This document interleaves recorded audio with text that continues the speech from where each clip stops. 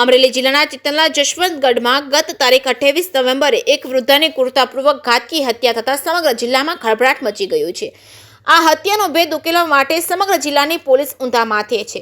અલગ અલગ 14 ટીમો બનાવી છે। 200 જેટલા પોલીસ જવાનોનો હત્યાનો ભેદ ઉકેલવામાં મથી રહ્યા હતા। આખરે આજે એ વૃદ્ધાનો હત્યારો ઝડપાયો છે અને ઘરનો જ ઘાતકી નીકળ્યો છે। આપણે ત્યાં એવું કહેવાય છે કે સાસુમાં ને જમાઈ સૌથી વહાલો હોય છે, પરંતુ પોલીસ ટીમની વચ્ચે ઘેરેલો આ માણસ એવો જમાય છે કે જેમણે પોતાની સગી સાસુમાને ક્રૂરતાપૂર્વક હત્યા કરી છે। સમગ્ર ઘટનાની વાત કરવામાં આવે તો ચિત્તલના જશવંતગઢમાં નાયબ મામલતદાર રાજુભાઈ તેરૈયાના માતા પ્રભાબેન તેરૈયા નામના વૃદ્ધા બપોરે 12 વાગે ઘરે એકલા હતા, ત્યારે કોઈ અજાણ્યો શખ્સ એ અત્યંત ક્રૂરતાપૂર્વક હત્યા કરી નાખી હતી અને આ ઘટનાએ સમગ્ર જિલ્લામાં ખળભળાટ મચાવી દીધો હતો। હત્યારાને ઝડપી લેવા માટે પોલીસ દ્વારા જાણે કે એક ઓપરેશન ચલાવવામાં આવ્યું હતું। લગભગ એક અઠવાડિયા સુધી પોલીસની 14 ટીમો અને 200 પોલીસ કર્મીની મહેનતના અંતે હત્યારો જમાઈ નયન તુલજાશંકર જોશી ઝડપાઈ ગયો છે। નયન જોશી મૂળ જૂનાગઢ જિલ્લાના વિસાવદર તાલુકાના બાવાના જાંબુડા ગામનો રહેવાસી છે। મૃતક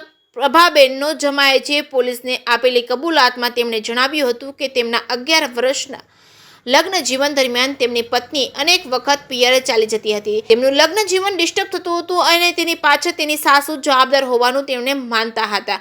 અત્યારે નયન જોશી પર એટલી હદે ખૂન સવાર હતું કે તેમણે તીક્ષ્ણ હથિયાર વડે પોતાની સાસુ પ્રભાબેનનું ગળું લગભગ 90% કાપી નાખ્યું। પોલીસના જણાવ્યા અનુસાર આ હત્યારા જમાય એ ઠંડા કલેજે સાસુની હત્યા કર્યા બાદ જાણે કંઈ બન્યું જ ના હોય તેમ વર્તન કરવા લાગ્યો હતો અને સાસુની અંતિમવિધિમાં પણ જોડાયો હતો। જે કેસની ગુજરાતી સાથે જૈનિક સોજિત્રા, અમરેલી।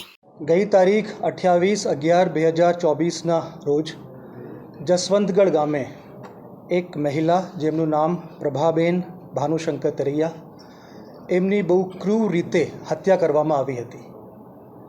જે રીતે હત્યા કરવામાં આવી હતી એ બહુ જ હૃદય વિદારક હતું। એ ધ્યાનમાં રાખીને પોલીસની જુદી જુદી ટીમો બનાવવામાં આવી। આમાં ડિસ્ટ્રિક્ટના જે બેસ્ટ ઇન્વેસ્ટિગેટર્સ છે એમને બોલાવવામાં આવ્યા। 14 અધિકારીઓની ટીમ બનાવવામાં આવી। લગભગ 200 જેટલા માણસો આ ગુનાના કામ ઉપર લગાડવામાં આવ્યા, કેમ કે શરૂઆતમાં કોઈ ક્લુ આમાં મળતું ન હતું। જ્યારે અમે તપાસ કરતા હતા ત્યારે સૌથી પહેલાં બાજુના મકાનમાંથી અમને એક વિડીયો ફૂટેજ મળ્યું, જેમાંથી આ ફોટા અમે કાઢ્યા છે।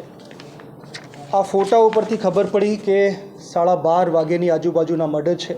આ વ્યક્તિ છે જે હેડ ઉપર એ ટોપા પહેરીને અને મોઢા ઉપર સ્કાર્ફ બાંધીને આવે છે અને સ્વેટર જેવું પહેરેલું છે।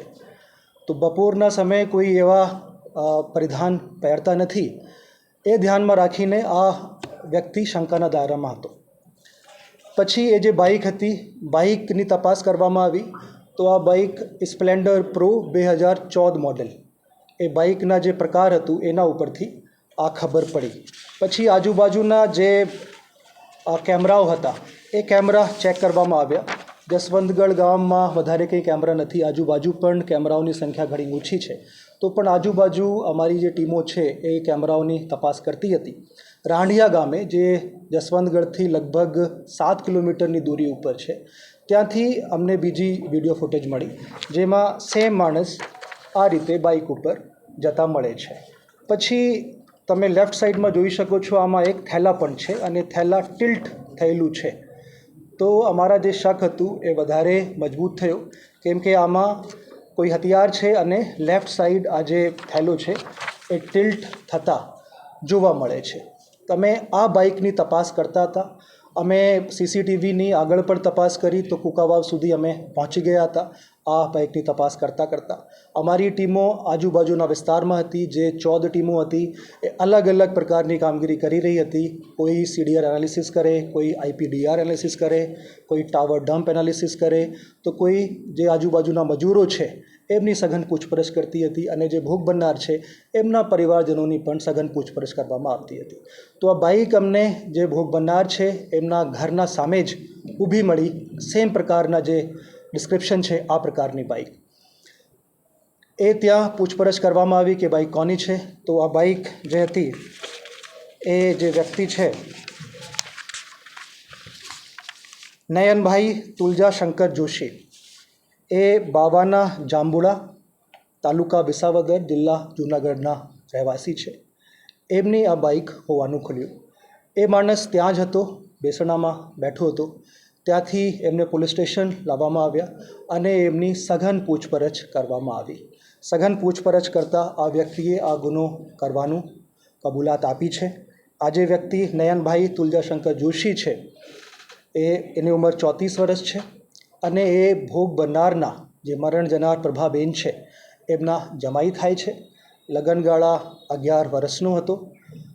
જે મારવાનું કારણ ખુલ્યું, આમાં જે એમના પત્ની હતા એમની સાથે એમનો ઝઘડો સતત ચાલતું હતું અને ઘણી વખત ભૂતકાળમાં 11 વર્ષ દરમિયાન પોતાના પિયરમાં ઘણી વખત એમના પત્ની આવ્યા છે અને એમને જે આરોપી છે એવું લાગતું હતું કે આ વખતે પણ ઝઘડો ચાલે છે. એમના ઘરમાં જનેઉનો પ્રસંગ હતો, આમાં પણ ઝઘડો ચાલતો હતો અને એમને લાગતું હતું કે હવે મારી જે વાઈફ છે ફરીથી એમના જે પિયર છે ત્યાં જતી રહેશે અને આવશે નહીં, અને જે એમના મધર ઇન લો છે, જે ભોગ બનનાર છે, એ એમના વાઈફને સપોર્ટ કરી રહ્યા છે, એ એમના દિમાગમાં હતું.